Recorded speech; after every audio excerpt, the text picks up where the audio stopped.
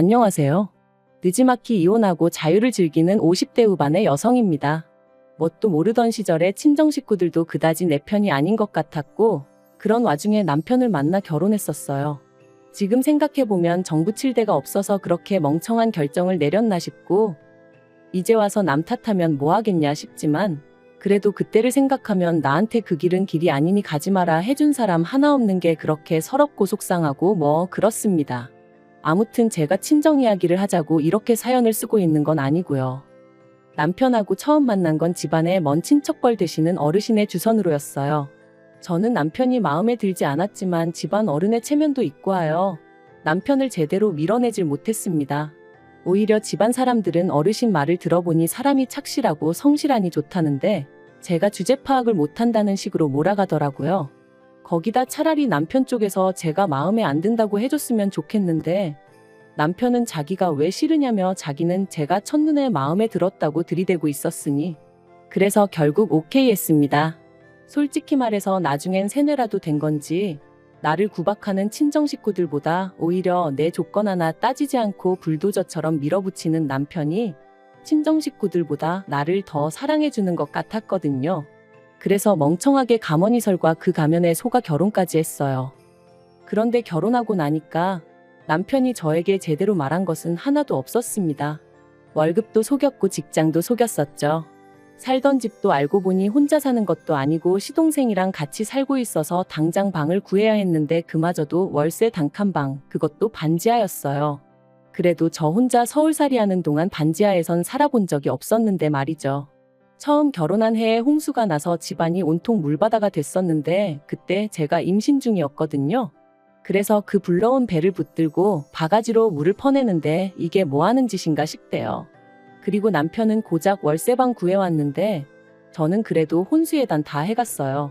그런데 그 혼수예단을 해준 게 누구냐면 친정 부모님이 아니라 고모였어요. 그간 저 하고 사는 걸 불쌍하게 생각한 고모가 마침 고모는 또 자식도 없으셨고 그렇다 보니 그거라도 해주마 하고 해주셨는데 그건 지금도 참으로 감사하게 생각하고 있네요. 아무튼 그렇게 결혼하고 나니까 사람이 어떻게 그렇게 달라지나 싶은 게 남편 말이죠. 결혼 전에는 제가 결혼 안 해주면 자기는 인생을 포기해버리겠다며 그렇게 사람을 겁을 주고 아주 말 그대로 왜 자기 마음을 몰라주냐며 길에서 나자빠지기까지 했었는데 막상 결혼하고 나니까 말 그대로 다 잡은 물고기라고 생각하기라도 한 건지 사람을 홀대를 해도 그렇게 홀대를 할 수가 있나 싶더라고요. 하지만 저라고 뭐 그런 남편한테 나 좀 봐줘 나 좀 사랑해줘 하고 매달리고 싶지는 않았습니다. 그저 저렇게 쉽게 식을 사랑이었나 하고 허탈했다고 해야 할까요? 그리고 더 까놓고 말해서 그런 걸로 뭐 서름에 눈물 짓고 할 겨를도 없었어요. 첫째 돌 무렵에 제 뱃속에는 이미 둘째가 있었고 남편 월급은 계속해서 제자리였으니 먹고 살고 애 키우고 그것만으로도 얼마나 빠듯했는지 몰라요. 하지만 그런 것보다 저를 더 힘들게 한 건 바로 다름 아닌 어머님이었습니다. 남편과 제가 결혼을 한 이후로 당신 집은 시골에 있는데 그럼에도 불구하고 어찌나 뻔질나게 저희 집을 드나들기 시작하시던지 그리고 오셔서 막말로 곱게 차려드리는 밥이나 드시고 잠이나 주무시고 가셨으면 저도 이렇게까지 응어리가 쌓이진 않았겠죠. 하지만 걸핏하면 하시는 말씀이 너 같은 며느리를 보게 될 줄은 상상도 못했다. 네가 우리 집에 시집 올 때 해온 게 뭐가 있냐. 그래서 결국 결혼한 지 3년차 되던 무렵에 제가 왜 해온 게 없냐고 따지고 들었더니 이까짓 걸 해왔다고 들이대냐면서 남편이 다른 여자랑 결혼했으면 이거 2배 3배는 받았을 거랍니다. 그렇다고 저희 남편 조건이 얼마나 대단했냐 하면 그것도 결코 아니었어요. 당시 작은 건설사에 다니고 있던 평범한 사람이었습니다. 시댁에 재산 같은 것도 없었고요. 그러다 결혼한 지 15년 차쯤 되던 해 아버님이 병으로 쓰러지셨는데 이때 결국 기어이 합가 이야기가 나왔습니다. 그리고 저는 당연히 못한다고 했어요. 가뜩이나 이전부터 어머님이 걸핏하면 저희 집에 드나드셔가지고 졸지에 시동생하고 신우까지 저희 집을 뻔질나게 드나들고 있었고 그럴 때마다 사람이 치사스러워 보여서 말은 안 했지만 10번에 8번은 빈손으로 오기가 일쑤였습니다.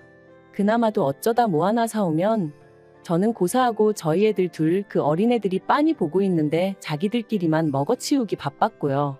그래도 저 바보멍청이 마냥 아무 말도 못했습니다. 남편이 자기 동생들이 어머님 안쓰러워서 사오는 걸 뭘 탐을 내느냐고 오히려 저를 속 좁고 못난 여편네로 몰아가기 일쑤여서 그냥 말을 안 했었죠. 그런데 아예 합가를 하자니 그랬다간 저는 물론이고 저희 애들 천덕꾸러기 신세될 게 뻔해서 합가는 죽어도 못한다고 버텼습니다. 그랬더니 저더러 그러면 자기가 장남인데 부모를 등지라는 거냐면서 저 때문에 자기가 후레자식이 된다나 어쩐다나. 그리고 이때 중학교 다니던 딸 둘이서 지 아빠한테 엄마 좀 그만 못살게 굴라면서 아주 목에 핏대를 세우더라고요. 최악이라면서 자기들은 할머니 할아버지랑 같이 살기 싫다고 엄마 고생시키지 말라고 말이죠. 그러자 아빠라는 인간이 딸들더러 정신 나갔다며 니들이 누구 덕분에 이만큼 누리고 사는지 아느냐고 그딴 소리나 짓거릴 거면 학교 때려치고 나가서 돈이나 벌라고 그러는데 불현듯 제 어린 시절이 생각나면서 남편이 순간 남편으로 안 보이고 짐승 같더라고요. 그래서 제가 남편한테 이혼하자고 그랬어요. 그러니까 남편이 저더러 미쳤네 어쨌네 하면서 악을 쓰대요. 시아버지가 쓰러지셨는데 이혼하자는 여편네가 어딨냐면서. 그런데 그런 와중에 아버님 상태가 급속도로 나빠지면서 이혼 얘기도 유야무야 되어버렸죠. 솔직히 말하면 제가 애들 데리고 나가서 살만한 경제적 능력이 없다 보니 남편한테 이혼하자고 더 밀어붙이지 못한 것도 있네요. 이후로 얼마 지나지 않아 아버님은 돌아가셨고 그때부터 상황은 더 안 좋아졌습니다. 혼자 되신 어머님께서 원래도 앓는 소리 죽는 소리가 보통이 아니셨는데 날이 갈수록 그 정도가 정말 심해지셨거든요. 당신 아는 사람의 아는 사람이 혼자 살았는데 화장실 가다 넘어져서 그러고 이틀 만에 발견이 됐다더라. 또 누구누구는 밥 먹다 그게 기도에 걸려서 그대로 저 세상 갔다더라. 그리고 그런 이야기가 나올 때마다 남편은 언제부터 자기가 그렇게 애끓는 효자였다고 속상해 죽으려고 하대요. 아닌 게 아니라 합가 얘기도 나왔고요. 물론 그럴 때마다 저는 저대로 못 들은 척 하기도 하고 남편하고 막말로 박터지게 싸워가며 안 된다고 하기도 하고. 그런데 그렇게 몇 달쯤 지났을 무렵 남편이 가벼운 수술을 받게 되었습니다. 원래부터 디스크가 좀 있었는데 더는 못 견디겠다고 해서 비교적 젊은 나이였는데 수술을 받게 된 거였죠. 그리고 이때 남편이 저더러 자기 수술 받는 거 시댁에는 알리지 말라는 거예요. 가뜩이나 어머님께서 이래저래 힘들어 하시는데 걱정 끼치기 싫다면서. 제 입장에서도 남편 아프다는 소리가 어머님 귀에 들어가면 보나마나 무슨 일이냐 하며 짐 싸들고 저희 집에 오실 게 뻔할 뻔짜였기에 남편의 그 말이 어찌나 반갑던지 알겠다 하고 안 알렸어요. 그리고 뭐 디스크 수술이야 별 문제 없이 잘 끝났죠. 그런데 어이없게도 그 후에 돌아온 명절에 남편이 시댁 식구들 다 모인 자리에서 지 입으로 지 수술 받은 이야기를 하는 거예요. 그게 얼마나 대단한 무용담이라고 신이 나서 떠들어대더라니까요. 근데 더 황당한 건 어머님을 포함한 시댁 식구들이 보인 반응이었습니다. 어떻게 장남이 자기 형이 자기 오빠가 그 큰 수술을 받는데 안 알릴 수가 있냐면서 무슨 꿍꿍이었냐? 요새 보험 잔뜩 들어놓고 남편 잘못되기만 바라는 여자들이 있다더니 저도 그런 거 아니냐? 진짜 살다 별소리를 다 듣는다 싶대요. 그래서 제가 남편더러 당신이 알리지 말라 하지 않았냐고 저도 너무 억울해서 악다구니를 썼어요.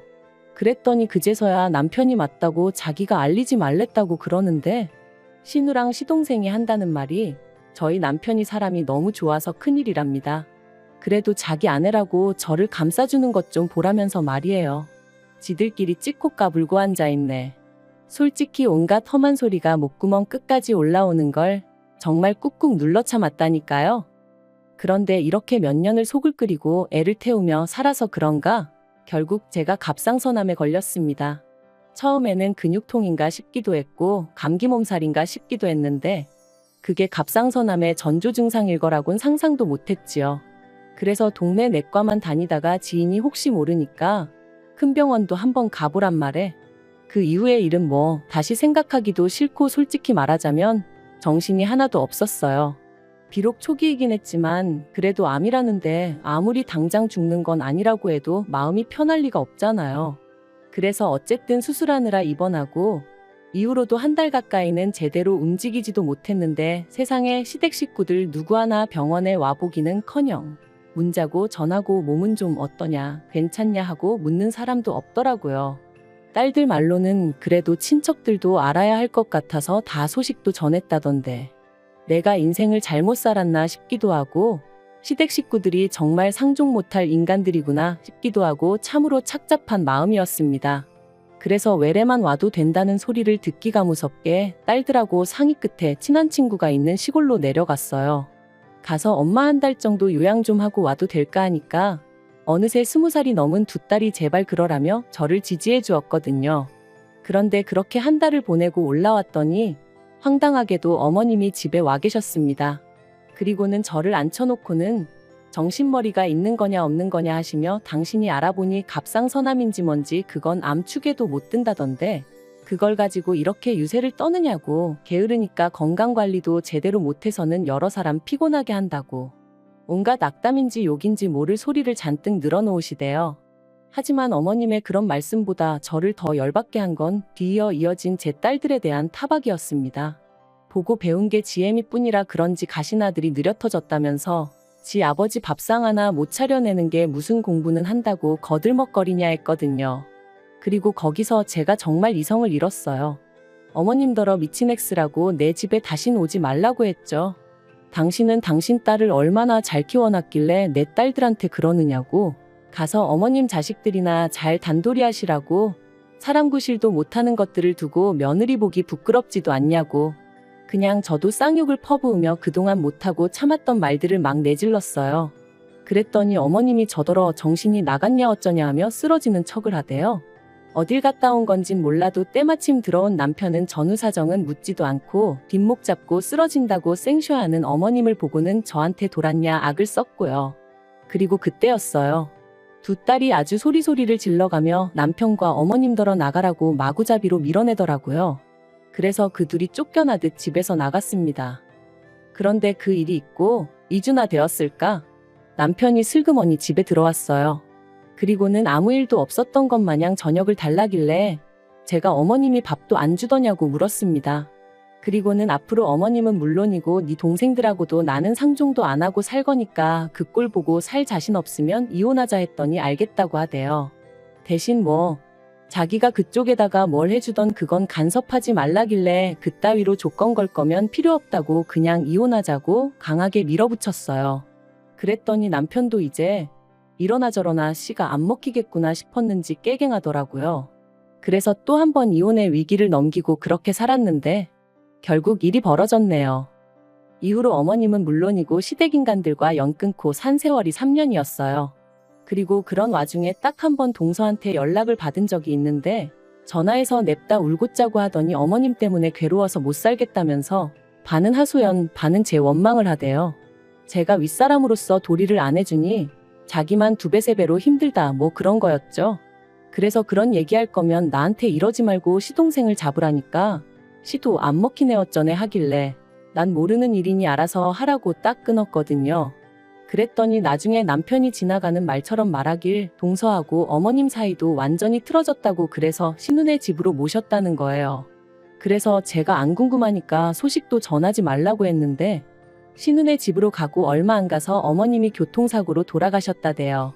그런데 그 소식을 듣고 솔직히 아무 생각도 느낌도 안 들었어요.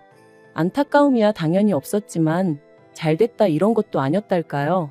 그리고 남편에게 장례식에 나는 안 갈 거니 혼자 가라 했어요. 그랬더니 남편이 저더러 미쳤냐고 아주 불같이 화를 내대요. 자기 어머니가 도대체 저한테 뭘 그렇게 잘못했다고 이렇게까지 모질게 구냐면서 저 때문에 자기 어머니가 말년에 얼마나 고생을 많이 하셨는지 아냐면서 저같이 모질고 독한 여자는 처음 본다나요.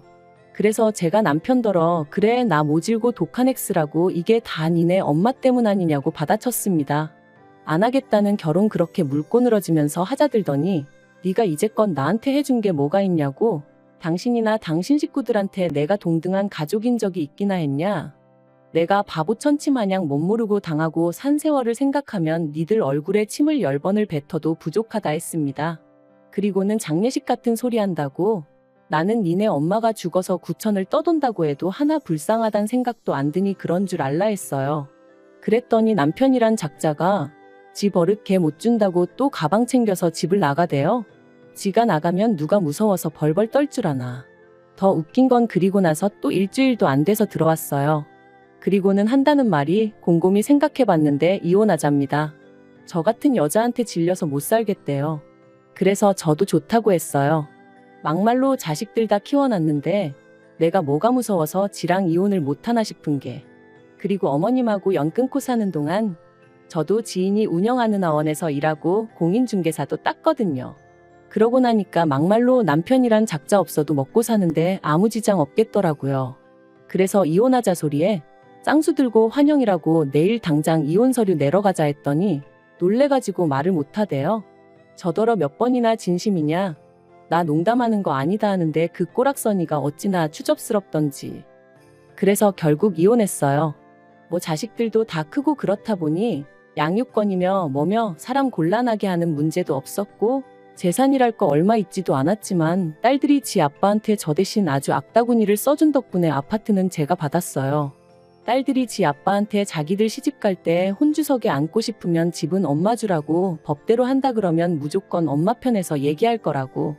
그러니까 남편도 뭐 어쩔 도리가 없었던 모양이에요. 그리고 딸들이 그러더라고요. 자기들이 취업하고 나면 얼마씩이라도 엄마 생활비 보태주고 할 거니까 너무 걱정하지 말라면서 천군만마를 얻은 기분이란 게 이런 건가 싶대요. 이야기를 어떻게 마무리해야 하나 싶은데 저는 지금 이혼한 지 반년이 좀 넘었고 그 어느 때보다 즐겁고 행복한 날들을 보내고 있습니다. 그리고 남편은 이혼을 했는데도 계속해서 내가 지 뭐라도 된다고 생각하나 연락을 해와요. 대꾸를 안 하니까 꽃사진을 보내질 않나? 하늘 사진을 보내질 않나?